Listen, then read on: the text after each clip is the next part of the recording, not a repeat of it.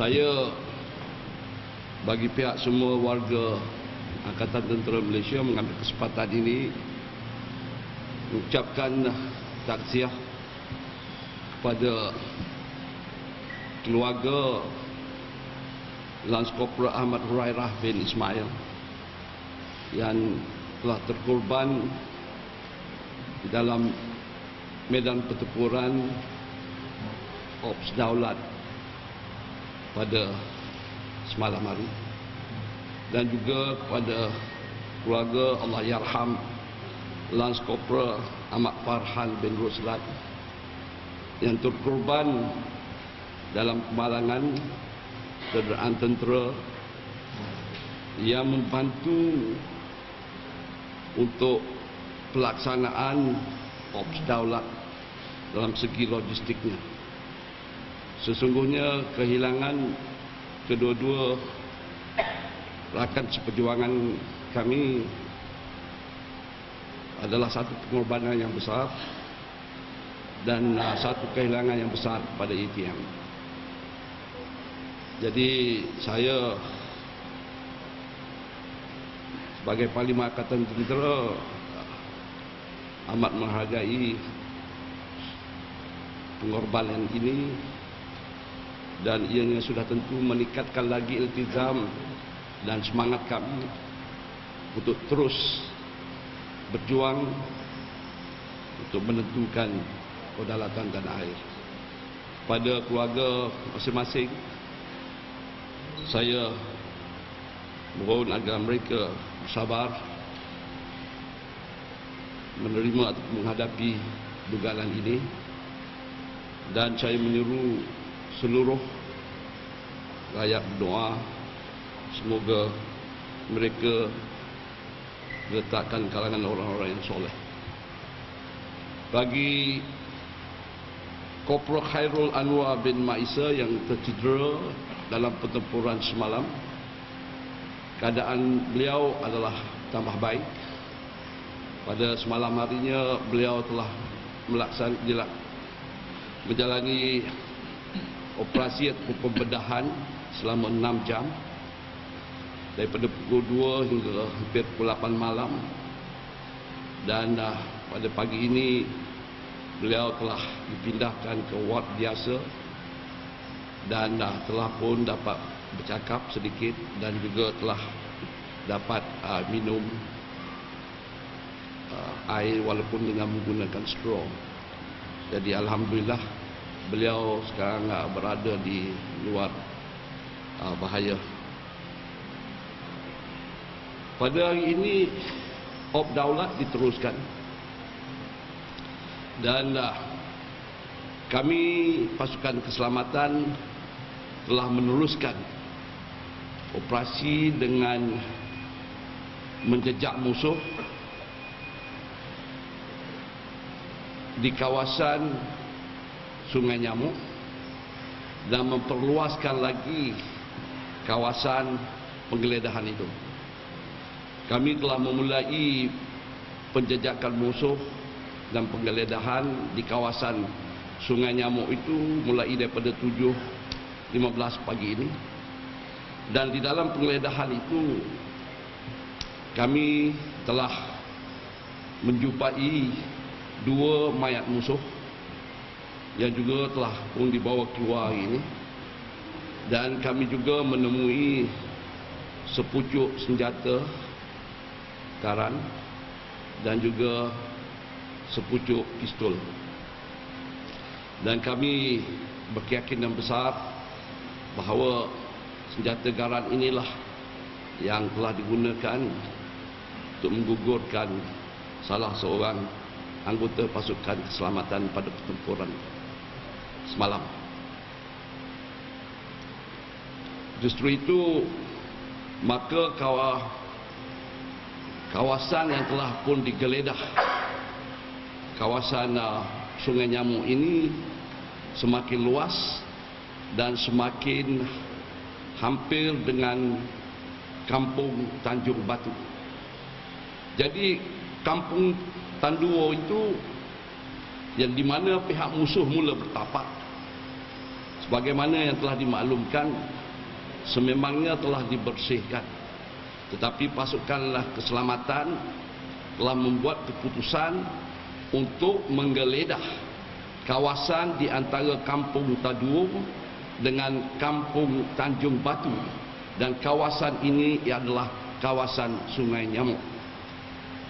Dan kami percaya insya-Allah kami akan dapat menggeledah keseluruhan kawasan Sungai Nyamuk ini, perhampiran dengan pantai, iaitu 3 km daripada pantai keseluruhannya. Mulai kita akan dapat selesai mungkinnya besok. Dan dengan itu maka kita yakin bahawa Kampung Tanduo, kawasan Sungai Nyamuk dan seterusnya Kampung Tanjung Batu itu dapat kami bersihkan.